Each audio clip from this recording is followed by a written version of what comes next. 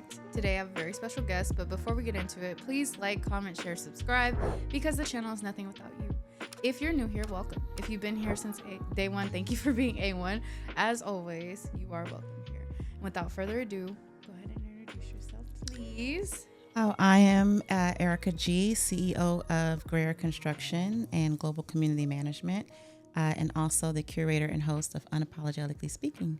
You have a lot of things going on. I do. And I don't even know where to start. Like, how are you managing life? Like, it's a lot.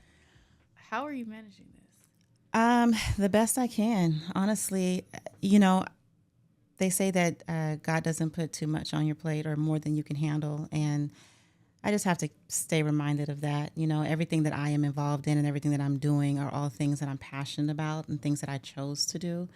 And I have a very kind of OCD spirit in a way to where when I start something, like I want to finish it and see it through. So yeah, I'm just plugging along as best I can.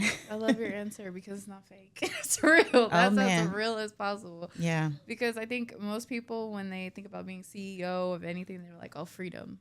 It is not freedom. No. I think it's almost worse than actually being going in, hourly. Yeah, I worked for corporate companies up until I was about 32. And I definitely work more now. Yeah. I do have the freedom to be able to, if I have a 6-year-old, so if I have something going on with him, or if he's sick or whatever, I have that type of freedom, and that's beautiful that I can decide where I want to put my energy to that day. But as far as work goes, the work, I'm the only one. Yeah. So, you know what I'm saying? So if I'm not working, it doesn't get done. It's up to you guys. Yeah. So. And you and your husband. It's beautiful to watch, though. I'm not gonna lie. I like watching you guys work, essentially, because you give us the behind the scenes of what you guys are remodeling your home right now. So it's kind of cool to see it from your lens. Yeah. And then you're so honest about everything, like motherhood, being the CEO, actually renovating your own home. You're very honest about where you are in life, and some of them days. You crack me up with your announcements. Yeah, your PSAs. I'll be like, oh, all right. Right. Some kids be running it. Oh man. Yeah, a lot of what the hell moments as of late, especially with the remodel.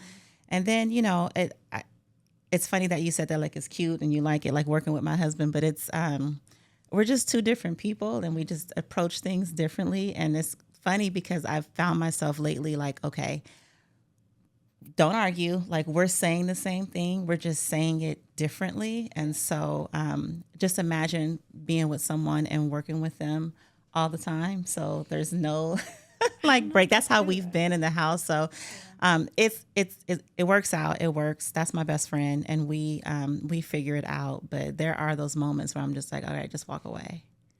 That's a big move to learn. I'm still learning. I'm still trying to find it because, I'm still dating in this world. We kind of talked about it a little bit, but the dating pool fucking sucks. I'm not gonna go on a man bashing rant. Right. I like men and I like certain people and certain things, but I just think when you start owning a business, you have different sets of standards. Yeah. So as a woman, that can be intimidating to a lot of men, and my calendars are full. I don't have the luxury that some women have of just coming randomly or going randomly. Yeah. A lot of the things is I have to be structured with it. And if I don't, it's I lose my head. I can't, it makes me feel unstable. And once I feel unstable, it's like a hurricane. Right. And he gonna get that unstable for and she ready to crash out at any moment, any time. Yeah. What was it the other day? So the person that I'm actually seeing, we've known each other since we were 8, and I'm I still see him as the 8-year-old that I had a crush on. So, and I asked him the other day, I'm like, do you still see me that way? He was like, yeah, I still see you. We're in 3rd grade and we're in the classroom.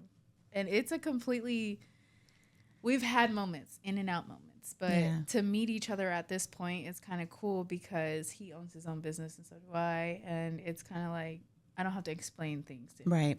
And there's no insecurity behind what I'm doing. Oh, it's important. And I obviously I I've been with my husband for 26 years, almost 27.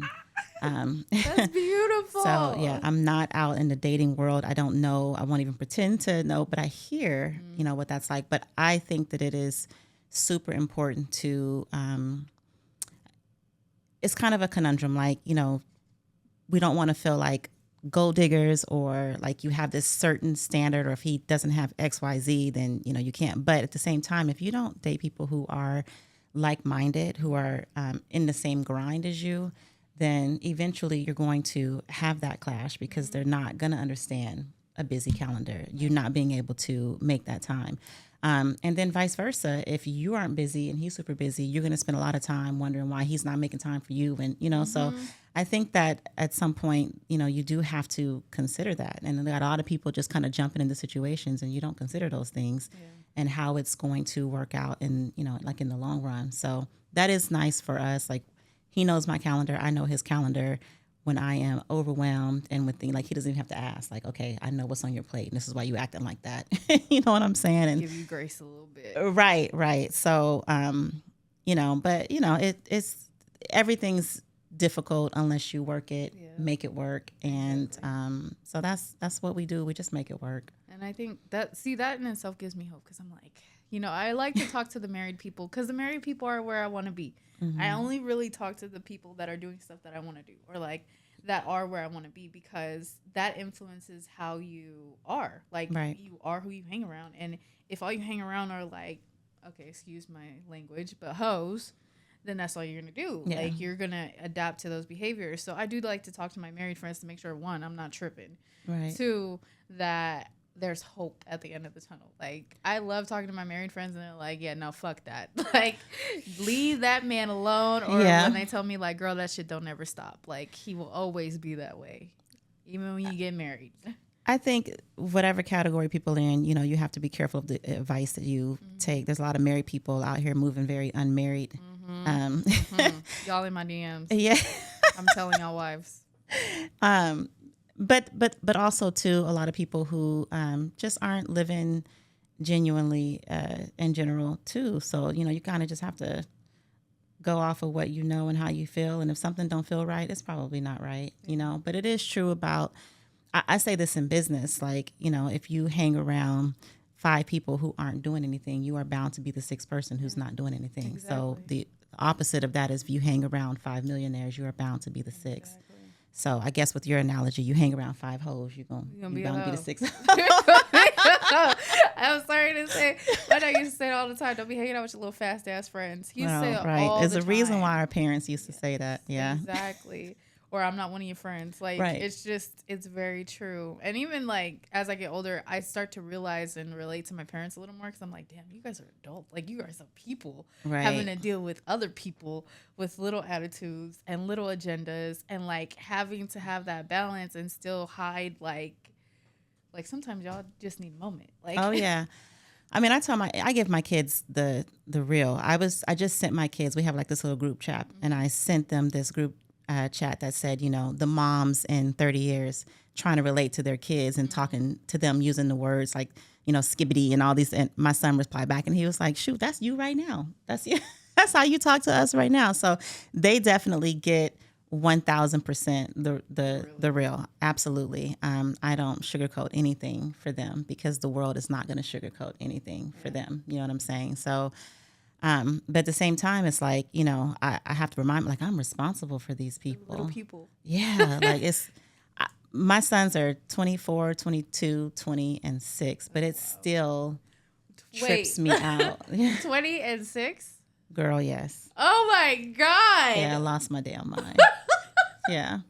Wait, I was like, wait a minute. Wait. Yeah. You did a whole rewind. I know. I mean, he's beautiful. Beautiful baby. He is so beautiful. But yeah, I was dropping my last one off at college, and I was going to pre-K orientation the next week. Yeah, so that's when it hit. Like, damn, all right, that's what we're doing. Yeah. I was just gonna, you know what though? You and your husband look so young. You guys are, the way that you guys operate is so like, I would have not pegged you guys to have adults. Like, oh yeah, we have grandchildren. Well, I know now, but like when I first met you guys, it was like, okay, maybe they have like a 15, 16-year-old. No, y'all got grown people Oh, yeah. who have little people. Yeah. And I'm like, you guys look so young. Like both of you guys. The way that you guys are with each other, you guys go on vacations and stuff. I was like, oh, they're so cute. We got to. Them kids be driving us crazy. Exactly. Like, you want to go?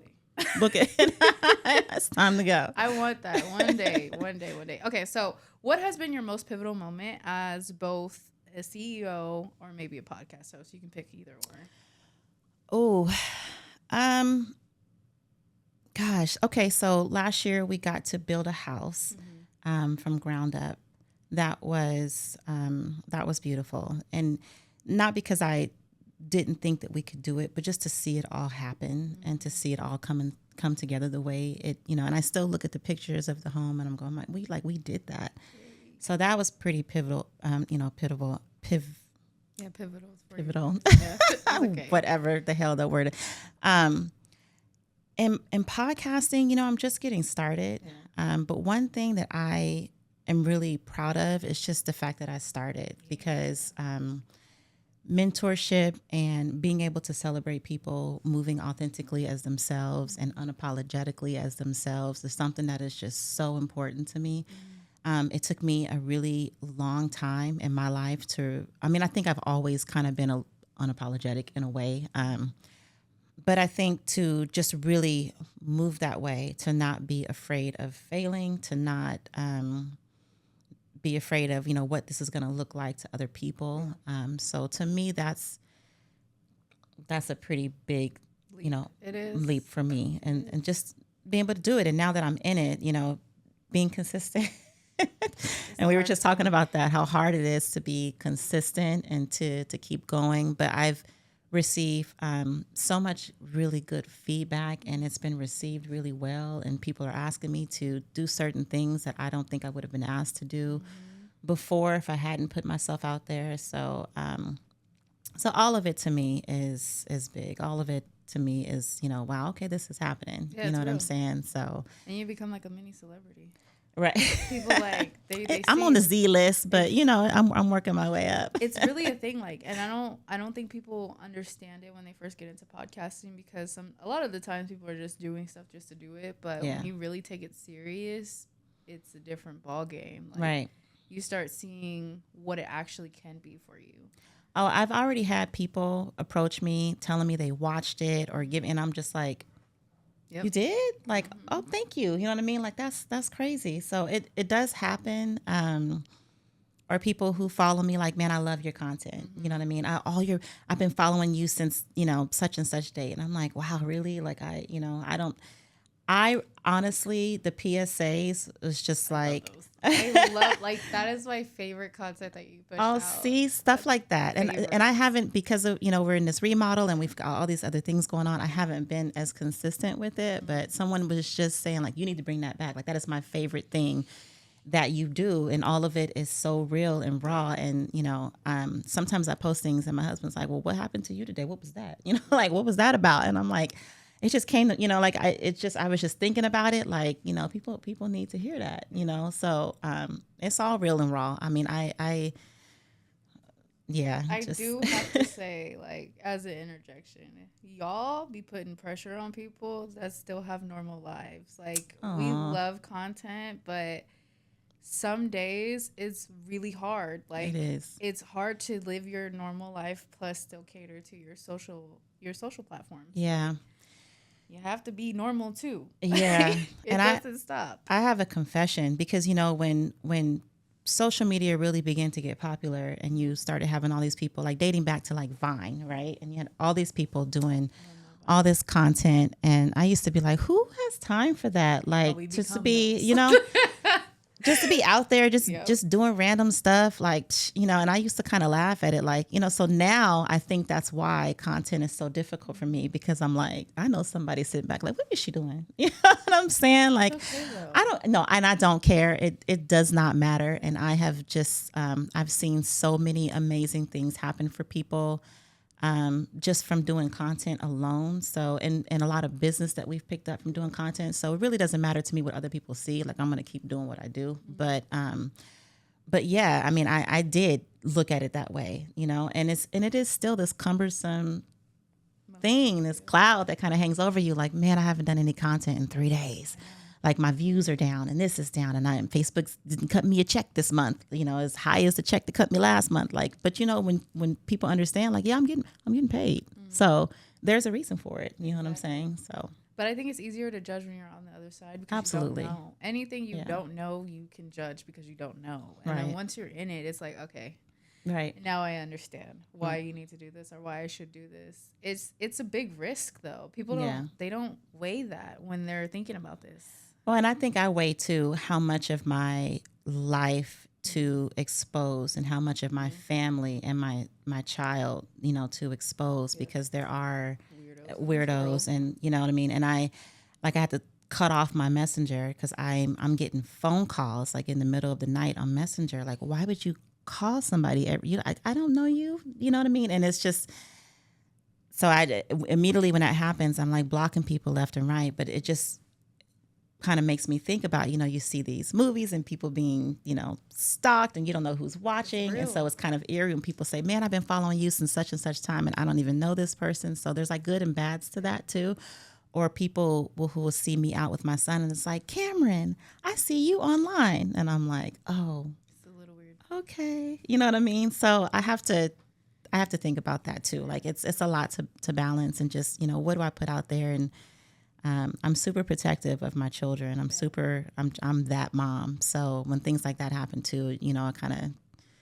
It's worrisome. It started to happen. Yeah. And it's kind of a recent thing where it's really starting to happen. And Cameron is lights, camera, action. Yeah. Like he wants to be in front of the camera. Like, he wants his own YouTube channel. He was just talking to me about it today. Like when we start our YouTube channel, we need a tagline. Ooh. What do you think the tagline should be? Like he is on it. Oh yeah, he's on it. He is mini me for sure. Well, see, that's how my niece is. My niece is like, she'll see the episode. She'll be like, I see you on TV. And I'm like, I'm not on TV. What are you talking about? Yeah, but to them, TikTok. You are. It's on TikTok, and then she'll see me on YouTube Shorts, and like her mom will have her, watch the YouTube sometimes. So she thinks it's cool. She's only 3. And I'm like, okay, I want to bring her here one day, but I don't think she can handle it now. But I got her a little mic. She has a little mic. I would bring her. Setup. Kids say the darndest things. That would be a good episode. Exactly. I do want to bring her on. I wanted my parents to bring her to my birthday party, but they said no, it's too many adults. I'm like, my baby. She's literally like me in like little person form. I believe that because kids are watching and they're not just watching, they're mimicking. I took Cameron to get a haircut the other day. We're in the barbershop. There's like 8 men in there and Cameron's like, my mom has a podcast. Period. She's got cards in the car. When we're done, Mom, you should go get the cards. So I'm like, of course they're like, oh, you got a podcast? Get the cards. I'm like, okay. Mini manager. But he is, oh yeah. Or, if we meet someone or see someone in the store, he's like, Mom, do you have your cards on you? You should give them a card because you have a podcast. My mom has a podcast, so he's so cute.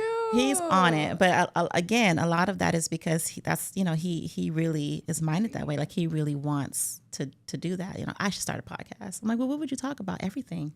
But doesn't that make you feel good? Like it does. That influence, like in your child's life. It does. Yeah. Cool. You're the cool mom. You're the cool mom. I don't know about that, but I'm pretty sure he goes to school. He's like, my mom has a podcast. Oh, he does. Oh yeah. His teacher already emailed me. Yeah, and Cameron, let us know that you have a podcast. And I'm like, among other things, I'm sure he's telling all the business all the time. So, but that's cool that he's proud to be involved, to be around you, or even to make content. Because some kids are not with it. Kids are not. They're like, get the camera out of my face. Oh no, yeah, he is all for it. I mean, that's when I first started my podcast, I exploited my family first. That was it. The adults, not the children, but the adults. Like I used them, and a lot of my earlier episodes were like just us talking about random stuff. Right. And that is both embarrassing and humbling at the same time. Yeah. So I like to watch the older videos and it cringes me a little bit because I just went through everything. I had to go through everything so I could take clips from everything that I've ever done. So you can learn and get better. And I was just like, it made me realize how much consistency actually does impact you. And you get better by default because you want to be better. Right. Like, even when I have like younger podcast hosts and they're like, how do you do your intro this way or that way? I practice that shit every day for about a good month. Like that shit was every day. intro, outro, practice it every day. I have not had one episode where it was like the same. And it's funny because we kind of were laughing about that the other day. Like, you got to figure out what you're going to say and stick with it. And I'm like, I get up there and I'm like, blah, blah, blah, blah, you know, like, I forgot, what was that? I don't know what that was, but repetition, you know what I mean? They say if you do anything consistently, you know, for 21 days, then you'll become an expert at it, right? Yeah. So obviously you're not podcasting every day, but if you are consistent, then it just becomes second nature, you know, like with anything. So that's kind of what I'm working on now. It's just being consistent and just, you know, I don't, that's the thing. And, you know, why people I think are like, girl, how did you start this? And why are you doing this? Mm-hmm. Because I don't really have the time to practice, and I don't have, my mind is everywhere all the time. Yeah. You know, I got this bid to get out. We got this job to finish up. This is budget season on my property management side. We got to get budgets out. So it's just like, there's always something. And I've got communities you're a part of. I've got communities I'm a part of. And you show up. I show up. I try to be present for people, you know, because there's no way to expect people to show up for you if you aren't showing up for them, you know. So all of those things, but I love it. You know what I mean? I'm good. Life is good. It makes you, I don't know. I feel like there's a double-edged sword to being busy. Like, yeah. One side, people tell you you're doing too much, you're not getting enough rest, blah, blah, blah, blah. The other side, it's like, I'm doing these things because they fulfill me in some way, shape, or form. And it's hard to explain that to somebody that is not there. That doesn't have that requirement for their life. Yeah. And it's okay. I wish people would be a little more empathetic to the fact that if it's for me, let it be for me. Right. If it's not for you, it's okay. Absolutely. I give people that grace, you know, and this is why I don't take it personally when people make comments about the content or, you know, certain things are said. It's like, God gave me to play and told me to run with it. Exactly. He didn't give it to you. So I don't expect you to understand. And I think the only person when this began that I was really worried about was my husband, because initially he was like, we got to get these bids out. What time do you have to add this to your plate? And then when that began to switch for him, when he started to see how important it was to me and all of these different ideas and things that I wanted to do. And when he said, you know, you need to do this, you're going to do this, and you need to, and he was, you know, sending the podcast out to people like, Erica started this, like, look at this episode. And so people were coming up to me like, oh yeah, Dwayne sent it to me. Like, yeah, I watched it. And I'm like, really? He did? You know, like, I didn't even like, thank you. I didn't even know that. But that was, that was important to me, just having him on my side and having him support it. Because, you know what I mean? There's nothing like being with someone and they're not full on board, because now you feel bad about doing it. Now I feel bad about the time that it's taking me away from the family, or time that it's taking me away from my other commitments, because I know that he's in the background going, what? Come on, like, we got this to do, you know, but it's not like that at all. So that's been great for me. That's the cause of marrying your best friend. Yeah. Yeah. Marrying your best friend, because I don't know, the older I get, the more I'm analyzing different relationships. I've seen what it looks like when one partner doesn't have aspirations or goals and one partner does. It's like you're speaking Chinese and I'm speaking Spanish. Yeah. You know, and I'm not trying to categorize anybody's language, so don't come for me. But it's very hard to communicate with someone that can't even begin to understand you. So it's beautiful to have that dynamic. Like, that's what I need. Yeah. I need that dynamic. You can't be questioning me about what I'm doing. Like, I mean, you can ask, you can become involved, and that's the only way I see it working for me. Like, well, anyway else. It's a process, you know. It's an evolution that's happened, because my husband was a union worker. He probably would have been content being a union guy his whole life, and there's nothing wrong with that. It's good money, it's consistent. But when I started talking about, you know, starting Greer Construction, starting his own business, it was like, you know, for what? Like, I'm a union guy, you know what I mean? Like, this is what I do. And he was content with that. And we got into, in 2010, we got into a network marketing, and we were selling coffee. And it's just like this really random thing, but it was a great product. And we were just trying something random. A friend of ours was in, and so we got into it. And what it did, though, and it, you know, obviously it wasn't for us, but what it did do is it opened his eyes up to the possibility of doing more and being more, and just being around.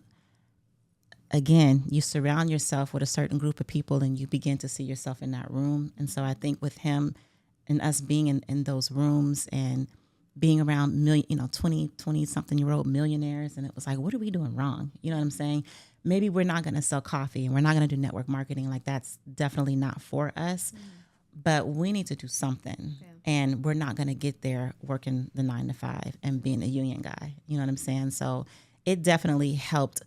I already saw it. You know what I mean? My mind is always like, I want to try something new. I want to do this. I'm going to try this because I don't believe in failure. Yeah. You know what I mean? I'm not afraid of failing at anything. So I was already there, but it took that to get him there and want to put himself out there. And he's so glad that he did. So I'm like, see, you should have listened to me sooner. Look at you guys. Running it. I mean, for all intents and purposes, I know y'all be tired, but I'm exhausted right now. I can only imagine. Okay, so what is your definition of success?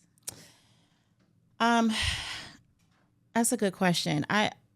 It's changed over the years. I think it was tied before to a certain status or dollar figure.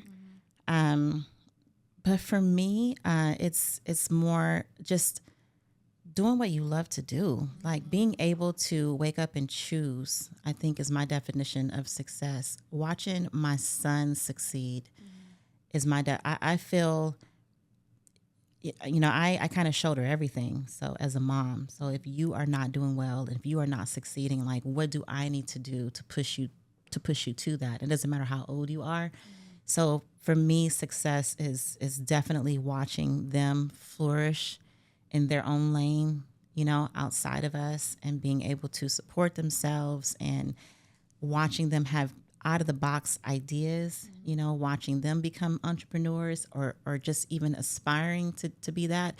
These are all things that we just weren't shown and taught and pushed towards, that I am actively pushing them towards, and not even really like a push, but I'm doing it. Yeah. And by me doing it, I'm hoping that I'm setting an example for them to do it. So to me, success is definitely wrapped up around them and just watching them grow and then having the freedom to do that.